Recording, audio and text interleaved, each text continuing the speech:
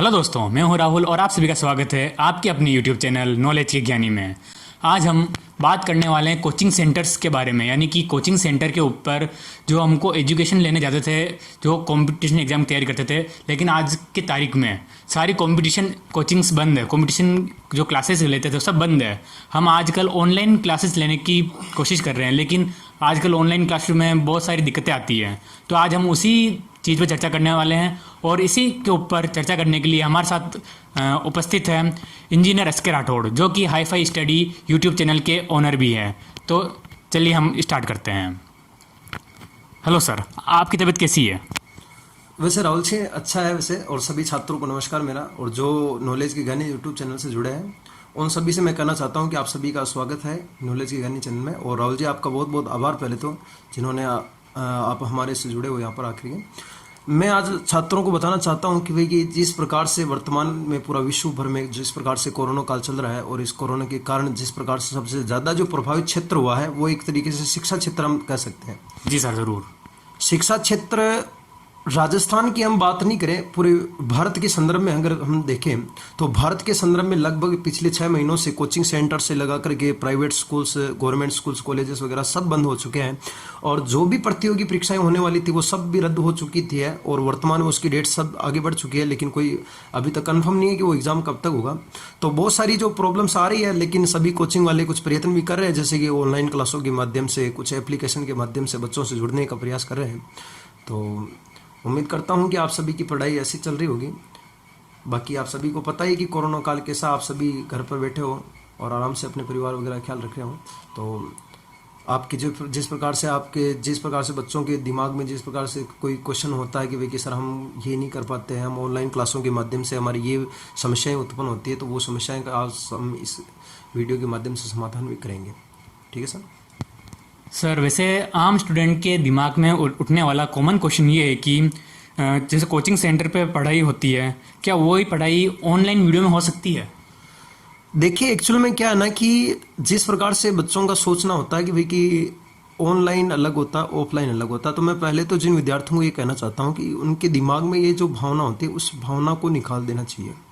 क्योंकि देखिए ऑनलाइन और ऑफलाइन में ज़्यादा कोई फ़र्क नहीं होता है। मैं तो ये कहना चाहता हूँ कि ऑफलाइन से भी बेटर ऑनलाइन होता है।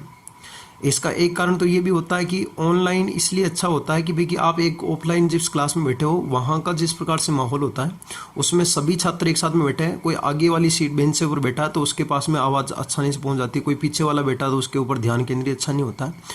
लेकिन ऑनलाइन में ऐसा नहीं होता। ऑनलाइन में हर स्टूडेंट के पास में मोबाइल होता है हाथ में, तो वो आराम से घर पर बैठ के अपनी पढ़ाई कर सकता है। तो वैसे मैं कहना चाहूँगा कि भाई कि ऑनलाइन ऑफलाइन में कोई ज़्यादा अंतर तो नहीं है, लेकिन तो भी जो विद्यार्थियों की जिस प्रकार से सोच होती है कि भाई कि जो ऑफलाइन में मज़ा आता है, वैसे मैं खुद भी कहना, मैं खुद एक अध्यापक हूँ, मेरे खुद को 5-6 साल हो गए इस टीचिंग लाइन में। लेकिन जिस प्रकार से जो माहौल ऑफलाइन में बनता है सर, वो वास्तव में ऑनलाइन में नहीं बन पाता है। क्योंकि ऑफलाइन के अंदर छात्र की किस प्रकार से छात्र कोई क्वेश्चन पूछ सकता है क्लास में, तो हम उसका डाउट्स क्लियर कर सकते हैं, वो ऑनलाइन में हम नहीं कर सकते। वो लाइव क्लासों के माध्यम से नहीं कर सकते हम। लाइव क्लास में चाहे हमें कमेंट करके भी पूछे कोई बच्चा तो भी हम उसका प्रत्युत्तर नहीं दे सकते हैं। इसलिए ऑफलाइन तो ऑफलाइन ही होती है। लेकिन क्या करें, अभी कोरोना काल चल रहा है, तो इसके लिए बच्चों से जुड़े रहने के लिए और बच्चों की जो पढ़ाई है उसको कंटिन्यू करने के लिए ये एक ही रास्ता था ऑनलाइन आने का। इसलिए लगभग सभी जितने भी राजस्थान के अंदर कोचिंग संस्थान है, जितने भी अध्यापक हैं, वो अपने पर्सनल सब्जेक्ट की ऑनलाइन यूट्यूब बना करके प्रयत्न कर रहे हैं। उन सभी टीचर्स का मैं बहुत बहुत आभार प्रकट करता हूं, उनको एक धन्यवाद देना चाहता हूं कि इस कोरोना महामारी के अंदर भी वो अपना समय निकाल करके बच्चों के लिए एक जितनी हो सकती है उनसे मेहनत, रोज़ का 1 वीडियो 2 वीडियो 3 दिन में 1 वीडियो डाल रहे हैं, और वो बच्चों की अपनी पढ़ाई में जुड़े रहने का थोड़ा सा प्रयास कर रहे हैं। जी सर, ज़रूर। वैसे हम और बात करें तो बहुत सारे स्टूडेंट लाइव क्लास के अंदर भी अपने प्रश्न पूछ लेते हैं, लेकिन उनको उस वे में उनका उत्तर नहीं मिल पाता जिस वे में उनको आंसर चाहिए होता है। बहुत बार आपने देखा ही होगा कि ऑफलाइन क्लास में बहुत सारे क्वेश्चन स्टूडेंट होते हैं जो एक ही प्रश्न पर अडिग रहते हैं, यानी कि उनको जो आंसर पूछना चाहते हैं वो आंसर उनको उस वे में नहीं मिल पाता है, लेकिन बहुत बार उनको मिल जाता है। क्या वो भी इस ऑनलाइन क्लास में पॉसिबल है? देखिए सर, ऑनलाइन क्लासेज के अंदर एक तो जिस प्रकार से जो बच्चे का कोई डाउट्स होता है या फिर कोई क्वेश्चन अगर पूछना चाहता है, वो वैसे तो लाइव क्लास में तो कमेंट सेक्शन चलता रहता है, तो कमेंट के अंदर लाइव चैट के माध्यम से कोई प्रश्न पुटअप कर लेता। लेकिन उस कमेंट के अंदर भी अगर कोई बच्चा लाइव क्लास में कोई ज़्यादा बच्चे जुड़े हैं, तो वो एक ही बच्चा, मैंने भी ऐसे बहुत सारे देखे हैं जो कि बड़े बड़े जो यूट्यूबर होते हैं उनके 7-8 हज़ार बच्चे लाइव पढ़ते हैं। तो अब 7-8 हज़ार बच्चों के अगर कमेंट आते तो पढ़ भी नहीं पाता टीचर, और लाइव क्लास में वो पढ़ाने में बिजी रहता है। तो ये तो क्वेश्चन की तो प्रॉब्लम होती है। अगर थोड़े से बच्चे 100-150 बच्चे होते तो उसमें कमेंट दिख जाता है और उसका आंसर भी अपन दे पाते हैं। लेकिन बड़े बड़े यूट्यूब चैनलों में तो ये देना इम्पॉसिबल होता है। लेकिन ऑफलाइन के अंदर तो कोई बच्चा अगर क्वेश्चन पुटअप कर लेता, क्लास में नहीं दिखा पाते, तो भी वो अपना जो भी क्वेश्चन होता है वो रिसेप्शन पर जाकर के पर्ची में लिख देता है, तो वहाँ पर जाकर के हम फ्री टाइम में सॉल्यूशन करके हम उसके तक पहुँचा देते हैं।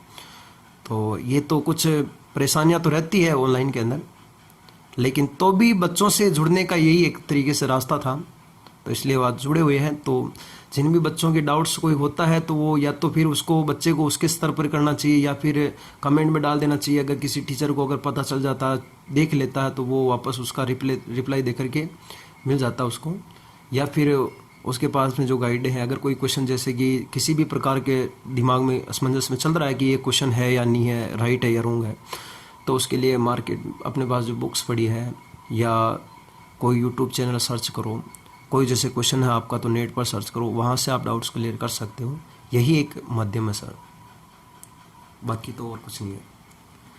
हम बहुत बार देखते हैं कि बहुत सारे वीडियोस में उनकी क्वालिटी सही नहीं होती है। अगर क्वालिटी सही है तो बहुत बार ऑडियो की प्रॉब्लम आ जाती है, या आप भी यूट्यूबर हो, मैं भी यूट्यूबर हूँ, हमको इस प्रॉब्लम का सामना करना पड़ता है।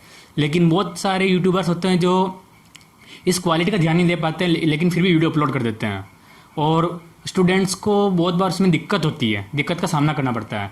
क्या इसका कोई समाधान उपलब्ध है? देखिए, इनका समाधान तो मैं एक ही कहना चाहता हूँ कि उन यूट्यूब वालों को कहना चाहता हूँ जो इस प्रकार की करते हैं। क्योंकि मैं आपको एक बात बताना चाहता हूँ कि अगर आप बच्चों से जुड़ने का कोई भी प्रयत्न कर रहे हो, चाहे आप हफ्ते में 2 क्लासें डाल रहे हो, चाहे आप कंटिन्यू डाल रहे हो, लेकिन उसके लिए एक इतना सा तो कर देना चाहिए कि भाई कि बच्चा जो आपके यूट्यूब से जुड़ा है, आपके चैनल के साथ या आपके साथ जुड़ा है, वो संतुष्ट होना चाहिए कम से कम। तो ज़्यादा नहीं तो भी कम से कम तो संतुष्ट होना ही चाहिए कि भाई कि उसके जो वॉइस की प्रॉब्लम है वो आप पहले एडिटिंग के समय ध्यान दो, या अपलोडिंग के समय ध्यान दो, या फिर जिस प्रकार आप वीडियो शूट कर रहे हो क्लास के अंदर, तो वहाँ पर कोई सुविधा हो, माइक वगैरह काम मिले हो। और वीडियो क्वालिटी की तो आप उसमें एडिटिंग के समय थोड़ा ध्यान दो। आप क्लासरूम जिस प्रकार से आपने सेटअप कर रखा है वहाँ पर लाइटिंग पर थोड़ा ध्यान दो। और बाकी बहुत सारे बच्चों की सर ये भी समस्या आती है कि बहुत सारे अध्यापक होते हैं, जैसे मैं मेरी बात बता देता हूँ। मेरी क्या है ना कि थोड़ा फ़ॉन्ट को छोटा लिखने की आदत है बोर्ड के ऊपर, तो जब हम वीडियो बनाते हैं तब तो वहाँ सही दिख जाता है, लेकिन थोड़ा सा अपलोड करने के बाद में थोड़ी उसकी क्वालिटी तो डाउन हो जाती है। तो उस डाउन क्वालिटी के अंदर क्या होता है ना कि जो हम जो फ़ॉन्ट बोर्ड पर लिखते हैं तो वो सही नहीं दिख पाता है। तो मैंने तो सुधार लिया धीरे धीरे, लेकिन बहुत सारे अध्यापक जो आज भी फ़ॉन्ट थोड़ा छोटा लिखते हैं, तो मैं उनको यही कहना चाहता हूँ कि भाई कि थोड़ा फ़ॉन्ट बड़ा लिख करके बच्चों को आसानी से, जितना हो सके उतना आप बच्चों को समझने में सरलता से, सुगमता से बच्चों तक पहुँच सके।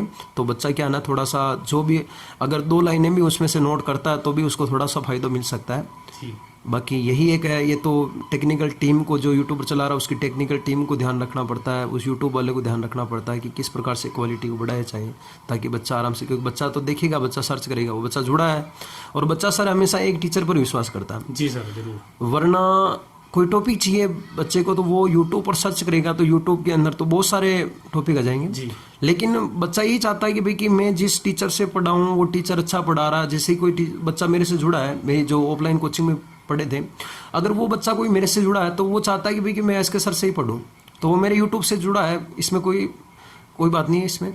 तो मेरा फर्ज बनता है कि भाई कि वो अगर बच्चा मेरे साथ जुड़ा है तो मैं उसको संतुष्ट करूँ मैं, ठीक है। जिस भी प्रकार से वो, मैं जितना हो सके, मैं चाहे हफ्ते में 1 क्लास डालूँ, 2 क्लास डालूँ, लेकिन मेरा प्रयत्न यही रहेगा कि उस बच्चे को बेटर से बेटर देने का प्रयास करूँगा, ताकि वो जो बच्चा मेरे साथ जुड़ा है वो कभी ये महसूस नहीं करे कि यार कि मैं कहीं गलत टीचर के साथ जुड़ा हूँ या कहीं गलत चैनल के साथ जुड़ा हूँ। तो ये टेक्निकल टीम को, उस अध्यापक को पता होना चाहिए कि आप किस प्रकार से वीडियो शूट कर रहे हैं, उस कमरे को किस प्रकार से सेटअप कर रखा है, आपके स्टूडियो जो भी आपने बना रखा है, लाइटिंग सही होनी चाहिए, वहाँ पर बोर्ड के ऊपर जो आप मार्कर यूज़ कर रहे हो वहाँ की इंक अच्छी होनी चाहिए, आपका फ़ॉन्ट अच्छा होना चाहिए, साथ ही आप जब अपलोड करते हो उसकी एडिटिंग अच्छी होनी चाहिए वीडियोज़ की, ठीक है ना। ये कुछ तो पॉइंट्स होते हैं जिनको ध्यान रखना पड़ता है सर। सर अब आखिरी सवाल, हम ऑनलाइन जैसे ऑफलाइन क्लास के अंदर बहुत सारे कोचिंग सेंटर्स वाले हमको नोट्स प्रोवाइड कराते थे, क्या वो ऑनलाइन क्लास के अंदर उसकी पीडीएफ बना के हम डाल सकते हैं? बिल्कुल सर, इसका सीधा सा माध्यम अभी निकला है। पहले तो ज़्यादा क्रेज नहीं था, लेकिन अभी एक व्हाट्सअप ग्रुप जैसे अभी एक एप्लीकेशन चल रहा है टेलीग्राम नाम से। टेलीग्राम के अंदर आप क्विज के माध्यम से टेस्ट भी ले सकते हैं वहाँ पर, और इतना अच्छा असर मैंने खुद ने लगभग टेलीग्राम के अंदर मैंने खुद ने एक ग्रुप बना रखा हाई फाई स्टडी का। उसमें लगभग मैंने 600-700 बच्चे मैंने जोड़ रखे हैं। उसमें डेली क्विज के माध्यम से टेस्ट भी होता है। जो टॉपिक मैं पढ़ाता हूँ जैसे टॉपिक क्लियर होता है तो उसका दूसरे दिन टेस्ट हो जाता है। उसमें आप क्विज बनता है, उसमें क्विज में टाइमिंग भी सेट किया जाता है। बोर्ड क्विज आता है जिसके अंदर टॉप 20 का रिजल्ट भी शो होता है। जो फर्स्ट आता है वो कितने क्वेश्चन कितने मिनट के अंदर उसने सही किया है और कितने रॉन्ग किया है वो वहाँ पर रिजल्ट भी शो होता है। और रही बात आपके नोट्स की, तो नोट्स जो होते हैं वो वहाँ पर पीडीएफ के रूप में वहाँ टेलीग्राम में डाल दिए जाते हैं, जहाँ से बच्चा डाउनलोड कर सकता है और डाउनलोड करके फिर उसको निकाल सकता है। ये सर एक रास्ता है। बाकी नोट्स वगैरह टेस्ट पेपर टेलीग्राम लगभग वर्तमान में जितने भी यूट्यूबर है, जितने भी शिक्षा से संबंधित यूट्यूब बना रखे हैं, उसने लगभग सभी ने टेलीग्राम ऐप बना रखा है। और टेलीग्राम में बहुत ही अच्छा रिस्पांस मिलता है। मैंने खुद ने फर्स्ट में जब देखा था हाई-फाई स्टडी चैनल जब स्टार्ट किया था आज के 3 महीने पहले, तो मैंने भी टेलीग्राम देखा और मैं खुद इसको देख करके आकर्षित हुआ था कि यार कि वास्तव में जो टेलीग्राम है ये बहुत ही अच्छी चीज़ है।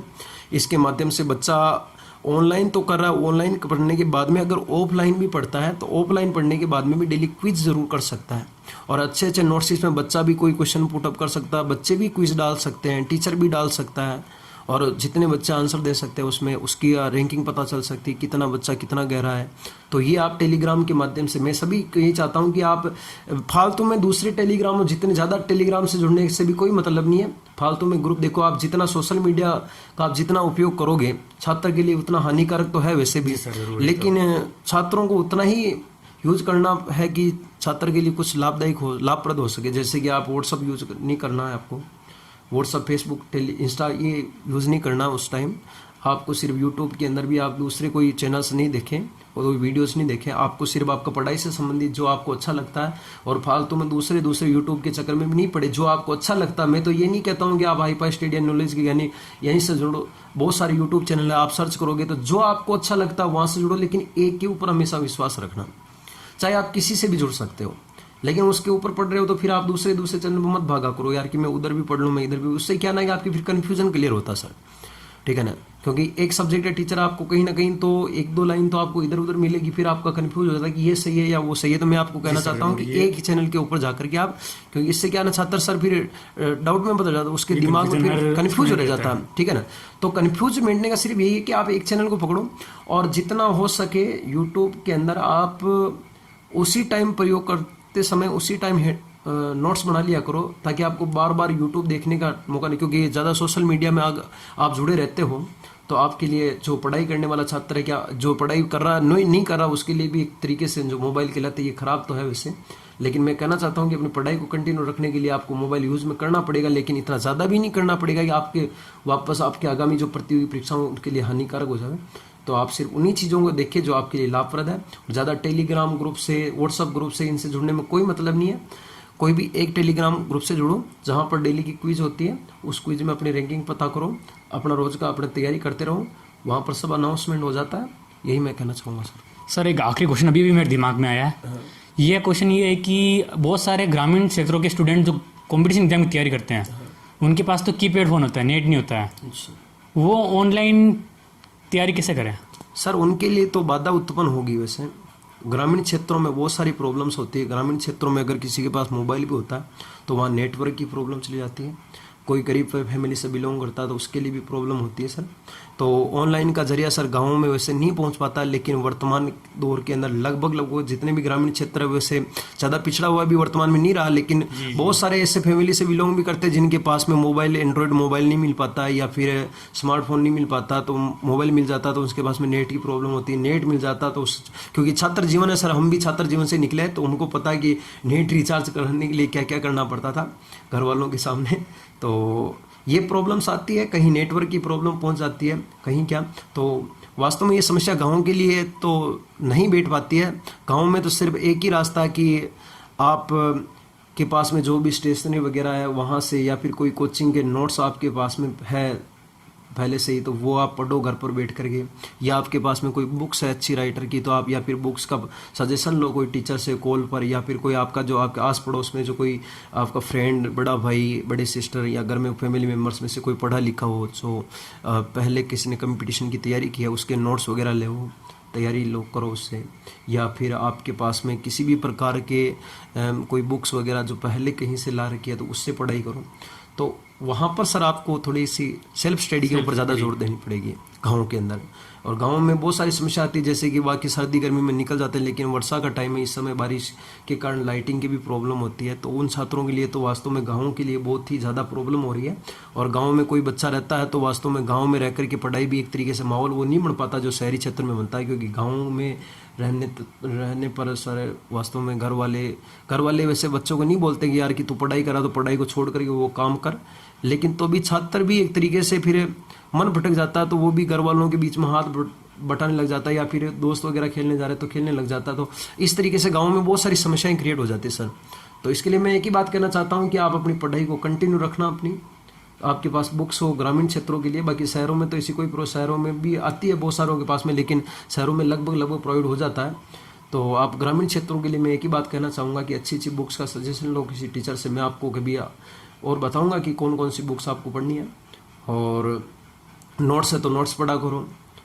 बाकी पुराने जो मॉडल पेपर्स के आपके पास सॉलिड पेपर ला रखे तो उसको क्विज में नहीं जुड़ सके तो मॉडल पेपर आप दोहरा सकते हो, वहाँ से भी अपनी रैंकिंग पता कर सकते हो। तो ये थोड़ा सा माध्यम है उसके लिए नोट्स का।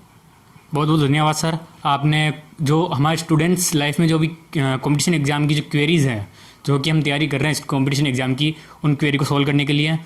और आप सभी को अगर ये वीडियो पसंद आए तो लाइक ज़रूर करें, वीडियो को शेयर करना मत भूलिएगा। और नीचे डिस्क्रिप्शन में हमारे सोशल मीडिया के लिंक दिए हुए हैं, वहाँ हमसे ज़रूर जुड़ें। और साथ ही में हाई फाई स्टडी का यूट्यूब चैनल और टेलीग्राम का लिंक आपको डिस्क्रिप्शन में मिल जाएगा, आप उससे भी ज्वाइन हो सकते हैं।